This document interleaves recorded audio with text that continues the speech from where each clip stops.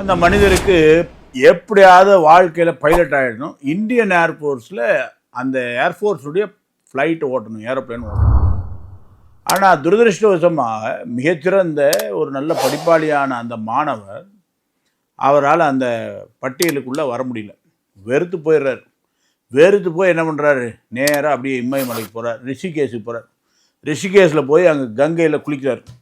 கங்கையில் குளிச்சு நிமிர்ந்து பார்த்தா அங்கே சுவாமி சிவானந்தருடைய ஆசிரமம். இந்த சிவானந்தர் யார்? இங்கே திருநெல்வேலி பத்தமடையை சேர்ந்தவர். அவர் மிகப்பெரிய ஆன்மீகவாதி. அவரை போய் நேராக பார்க்குறாரு. பார்த்த உடனே ஒரு புத்தரை பார்ப்பது போல் அப்படி தோணுது. இது அந்த மனிதர் எழுதியிருக்கக்கூடிய புத்தகத்திலேருந்தே அந்த மாணவராகிறது பின்னாடி பெரிய மனிதரான அவருடைய புத்தகத்தில் இருக்குது. புத்தரை பார்த்தது போல் இருந்தது. ஒரு வெள்ளை ஆடை போட்டிருக்காரு, அழகாக கால்களை மறைச்சு செருப்புகளை அணிந்திருந்தார். அங்கே ஏராளமான அந்த ஆசிரமத்தில் ஏராளமான சாது சன்னியாசிகள்லாம் இருக்காங்க. நான் உள்ளே போனேன். அங்கே போன உடனே ஒரு வைப்ரேஷன் வருது. அந்த வைப்ரேஷன் எல்லாத்துக்கும் பதிலளிக்கக்கூடிய வகையில் இருக்கிற மாதிரி தோணுச்சு. நான் அந்த சுவாமிகிட்ட போன உடனே அந்த சுவாமிகளுடைய அந்த பார்வையே என்னுடைய மனதை தேற்றியது. ஆனால் சொன்னேன், நான் இந்த மாதிரி இப்படி இருக்குது, இந்த மாதிரி நான் பைலட் ஆகணும், நான் நடக்கலை. அப்போ அந்த சுவாமி சொன்னார், உனக்கு பைலட் ஆகணுங்கிறது விதி இல்லை, நீ வேற என்னவாக ஆக வேண்டும் என்பது ஏற்கனவே தீர்மானத்துக்கு, அது இப்போ தெரியல.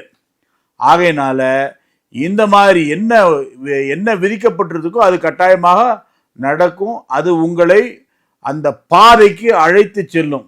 உண்மையான நோக்கத்தை தேடுங்கள் என் மகனே அப்படி சொல்லிட்டு, உங்களுடன் ஒன்றாகுங்கள் அப்படி சொல்லிட்டு, கடவுளுடைய விருப்பத்திற்கு உங்களை சரணடையுங்கள் அப்படி சொன்னார். எனக்கு அது வரைக்கும் இருந்த விரக்தி மனப்பான்மை ஓடியே போச்சு அப்படின்னு சொல்கிறாரு.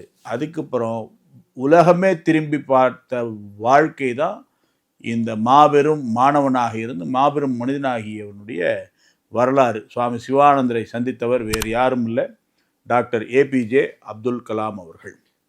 சனாதன ஹிந்து தர்மம், ஹிந்து மதத்தினுடைய துறவிகள் எப்பேற்பட்ட ஒரு அற்புதமான விஷயத்தை செய்ய முடியும், ஒரு ஊக்கியாக இருந்து மனிதர்களை எப்படி உருவாக்க முடியும் என்பதற்கு இது ஒரு உதாரணம்.